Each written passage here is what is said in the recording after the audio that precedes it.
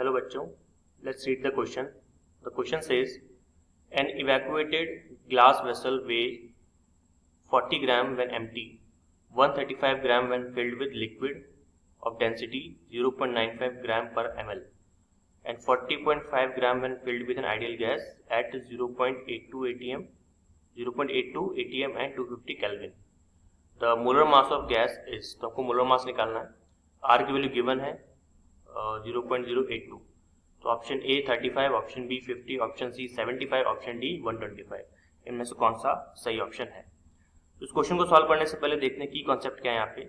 तो यहाँ पे जो हमारा की कॉन्सेप्ट रहेगा that will be ideal gas equation.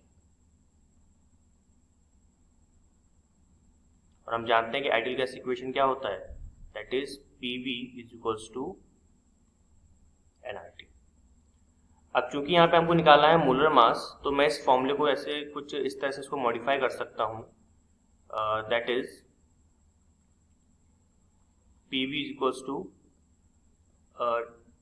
WRT upon M. और यहाँ से जो मुझे M की वैल्यू मिलेगी, M का जो फॉर्मूला मिलेगा दैट इज ये मिल जाएगा मुझे WRT अपॉन PV. तो इस फॉर्मूले का यूज करते हुए मुझे क्या करना है, मोलर मास कैलकुलेट करना है. सबसे पहली बात कि यहाँ पर मैंने W/M क्यों लिखा, क्योंकि हम जानते हैं कि जो मोल होता है N की वैल्यू होती है वो होता है W/M, यानी कि given weight upon molecular weight. तो इसलिए मैंने इसको रख दिया और मेरा फॉर्मूला यहाँ से आ गया. अब क्वेश्चन को ध्यान से अगर पढ़े तो मुझे यहाँ पे एक तो चाहिए, यहाँ पे मुझे वेट चाहिए और मुझे एक वॉल्यूम चाहिए, क्योंकि P की वैल्यू गिवन है. अगर आप देखें तो P यहाँ पे आपको गिवन है दैट इज 0.82 atm मेरा. टेम्परेचर गिवन है आपको दैट इज 250, तो उसकी हमको कोई चिंता नहीं है, केल्विन. और आपको R की वैल्यू भी गिवन है, आप देखिए दैट इज 0.082. हमको बस क्या चाहिए, हमको चाहिए W और हमको चाहिए वॉल्यूम ऑफ लिक्विड. तो पहले अपन एक काम करते हैं, हम यहाँ पे वॉल्यूम निकाल लेते हैं. तो पहला काम जो यहाँ पे हमारा होगा that will be volume of liquid. तो वॉल्यूम, और अगर मैं लिक्विड का यहाँ पे कैलकुलेट करूँ तो यहाँ पे आप देख सकते हो वॉल्यूम के लिए फॉर्मूला क्या होता है, that is mass upon density. Mass upon density. और यहाँ पे मास अगर आप देखें तो जो खाली सिलेंडर हमारे पास में है, जो वेसल है, वो 40 ग्राम का है, लेकिन जब वो लिक्विड से भरा हुआ है तो 135 ग्राम है. तो अगर मैं 135 को 40 से माइनस कर दूं तो मुझे एक्चुअल में मास मिल जाएगा लिक्विड का. ये हो जाएगा आपका 135 माइनस 40 अपॉन डेंसिटी गिवन आप देखिए ये रहा लिक्विड का 0.95. इसको सॉल्व करेंगे तो आपको मिलेगा 95 upon 0.95. It should be equal to आपका 10 टू द पावर 2 ml. अब हमको ml में नहीं चाहिए, हमको तो लीटर में चाहिए, क्योंकि आइडियल गैस इक्वेशन के अंदर भी जो वॉल्यूम आप लेते हो वो लीटर में लेते हो.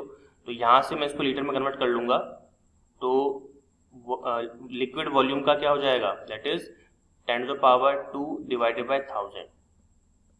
तो ये मेरा बन जाएगा 0.1 लीटर. तो वॉल्यूम आ गया मेरे पास में. अब वॉल्यूम अगर आ गया है तो मैं यहाँ से मास भी निकाल सकता हूँ, वेट, राइट. तो वेट जो हमको सैंपल का चाहिए, तो वेट निकालने के लिए अगर हम वेट की बात करें इसको अपन रब कर देते हैं. हाँ जी. तो यहाँ पे अगर मैं वेट की बात करूँ तो यहाँ पे आप देख सकते हैं कि 40.5 ग्राम फिल्ड विद आइडियल गैस. तो वेट ऑफ गैस अगर आपको निकालना है तो 40.5 ग्राम तो आपको दे रखा है जो कि भरा हुआ है, और सिलेंडर का वेट कितना है इसमें 40 ग्राम. तो आपको अगेन माइनस करना पड़ेगा, तो इससे आपको गैस का वेट मिल जाएगा. तो weight of gas will be 40.5 minus 40 ग्राम, जो कि सिलेंडर का वेट है, वेसल का वेट है, सॉरी. तो ये हो जाएगा आपका अप्रोक्सीमेटली 0.5 ग्राम. 0.5 ग्राम आपको यहाँ पे मिल गया. तो वेट हमारे पास आ चुका है, वॉल्यूम हमारे पास आ चुका है. तो क्या हम इसको सॉल्व कर सकते हैं? बिल्कुल सॉल्व कर सकते हैं. तो चलिए इसको सॉल्व कर लेते हैं. तो हमने यहाँ पे फॉर्मूला यहाँ पे लिखा था वही यूज करेंगे, that is M is equals to WRT upon PV. अब आप W जानते कितना आया था हमारा 0.5, इंटू आर की वैल्यू आपको पता ही गिवन है 0.0821 इंटू टेम्परेचर आपको गिवन है that is 250 kelvin, pressure given है दैट इज 0.82 और आपको वॉल्यूम अभी हमने कैलकुलेट किया था दैट इज 0.1 लीटर। तो अगर आप ध्यान से यहाँ पे देखें तो 0.82 इंटू 0.1 बन जाएगा 0.0821 जो कि कट जाएगा ऊपर वाले से 0.0821 से। तो हमारे पास क्या बचा 0.5 इंटू 250 और 0.5 का मतलब होता है हाफ, तो 250 का हाफ कितना आ जाएगा, यह आ जाएगा आपका 125। तो m की वैल्यू हमारे पास में क्या आ गई है 125। तो अगर आप यहाँ पे देखिए कौन सा ऑप्शन हमारा मैच कर रहा है, ऑप्शन डी हमारा मैच कर रहा है 125। So the final answer is option D. Hope you understood it well. All the very best.